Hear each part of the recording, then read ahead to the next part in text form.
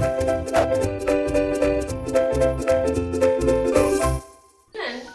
we are learning fun with magnets, and in that today we are going to study the characteristics of magnet, the properties of magnet. First of all, let us see this bar magnet. What I have done, I have tied it with the thread in the center, and then I had hang it on the stand. And when it was hang on the stand, first of all it moved for some time, but after some time it settled in one direction, and this direction is north-south direction. First of all, what I did, I determined one direction. See, this is east, this is west, this is north, and this is south. And as per these directions, I observed that this magnet, bar magnet, it settled only in north-south direction.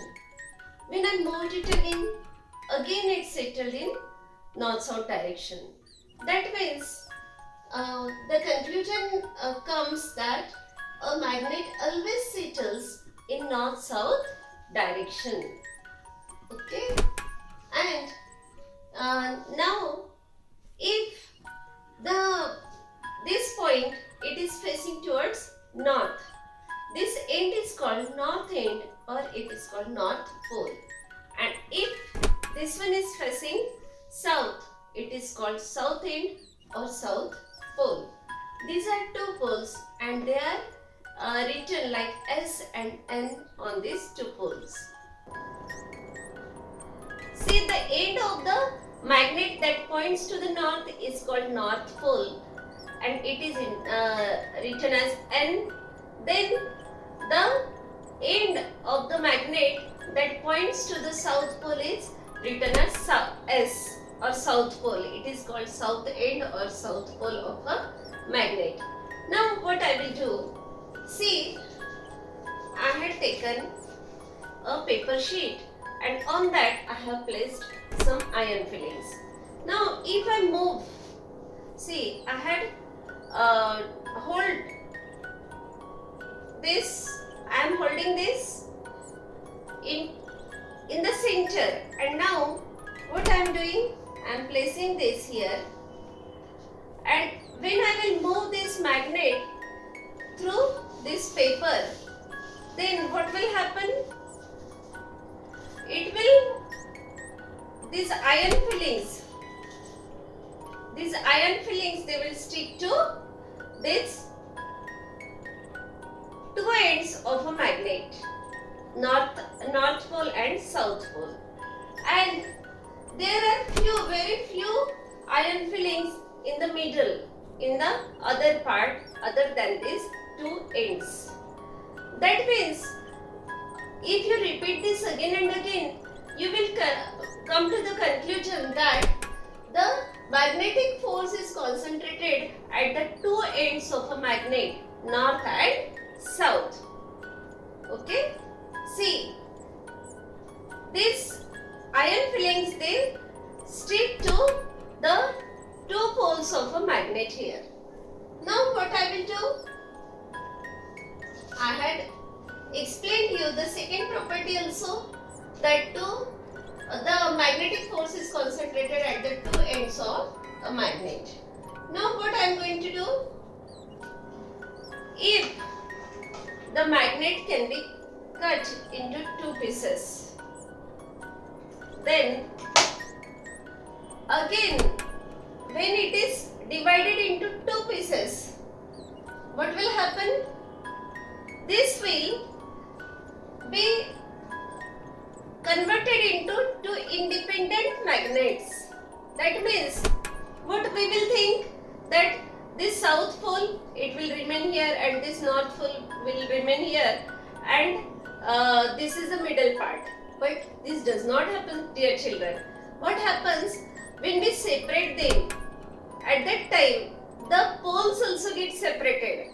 The north pole is here and south pole is, suppose this this is the north pole and this is south pole. Then again, if this is south, it will become north. If again you cut this magnet into smaller fragments, then again it will happen. How? We will explain it. See, if I had cut it, we had first of all we had done the experiment and the iron fillings they stick to these two parts, not to the middle. Now what will happen? If they are separated, if they are independent, these iron fillings will stick to these two parts again. It shows that this is an independent magnet. Now again, what will happen to this also? This will also have the same thing here. See, it acquires the magnetism at these two ends. The concentration is more at these two ends. In this way, we have studied third property. Two poles of a magnet cannot be separated from each other. If you make smaller fragments, then also this will happen. Now, what we are going to see? The next property, that there is repulsion between like poles of a magnet and attraction between the opposite poles. Now, like poles means what? Now, north, south, they will have some properties that we will see now. First of all, let me remove these iron fillings. Now, see, if I will try to make them closer, they will not become closer. Why? Because they are like poles. And here two south poles are there. That's why there is repulsion between these two south poles. If I do the reverse of this, see, then also forcefully, if we want to make them closer, they will not come closer. Now, what I am doing, I had kept one as it is and I had reversed the position of this. And now, this is the south pole and this is north pole. See, there is attraction. From the longer they are attracting towards each other. See, you can see that there is attraction between these two opposite poles, north and south and north. Now what I will do, I will keep this as it is. And now I will reverse this. See, there is repulsion. Repulsion means they repel each other away from each other. Now, if I will reverse this south pole, it will come towards this north pole and they will attract each other. This is very important property of these magnets, that there is repulsion between like poles of a magnet and there is attraction between these opposite poles of a magnet. North and south and north, they attract each other. Whereas to south, they repel each other. To north, they repel each other. In this way, we have studied very important property. And repulsion is the main property that differentiates the magnet from others. Now, a magnetic material, it acquires magnetism when placed near a magnet. See, suppose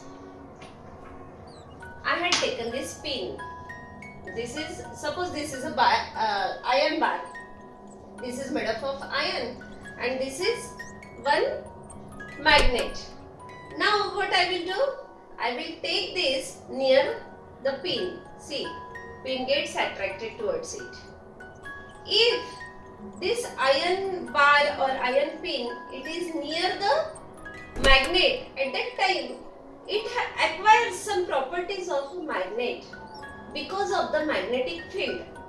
It is in the magnetic field and it acts somewhat like a magnet. That means it attracts the magnetic things. For example, See, if it is near the magnetic substance, it also attracts the magnetic substance. See, this pin is not a magnet, but it is magnetic substance. That means it is made up of iron. And because of that, it has acquired the magnetism because of magnetic field. Because the magnet is near it, and that's why what happens? It acquires the magnetic field and it acquires the properties of a magnet. See, what we have seen, when this pin is with magnet, the iron fillings get attracted towards it. But if I make it away from the magnet, what will happen? See, these iron fillings, they will not remain stuck to it. They will fall down. See, again in short we will explain it. See, this pin is kept near to it. Then iron fillings, they are getting attracted.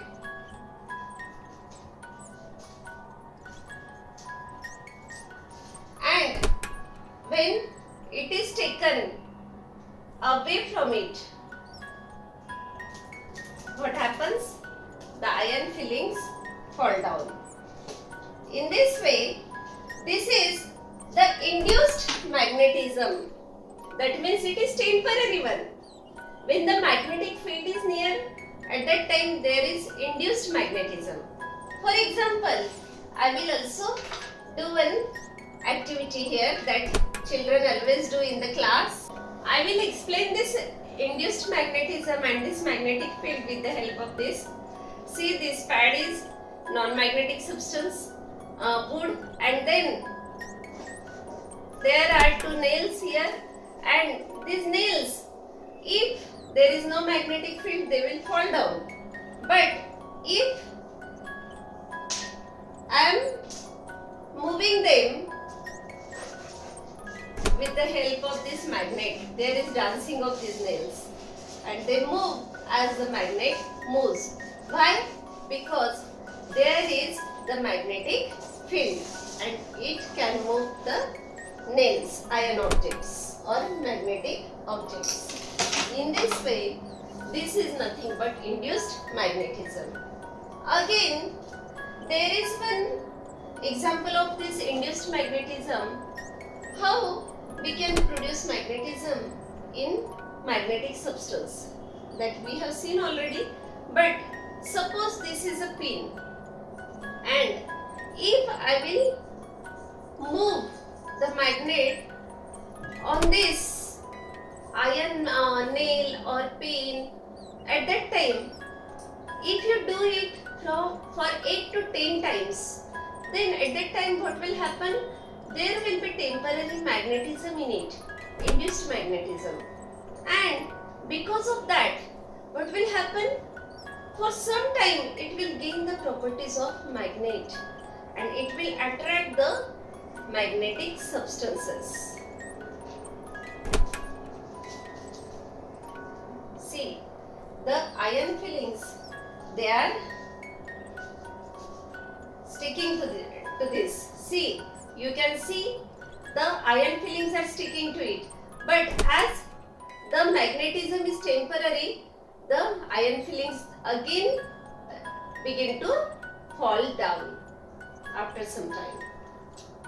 In this way, this is temporary magnetism, and these magnetisms are used for making electromagnets also. We can make electromagnet at home by doing one activity.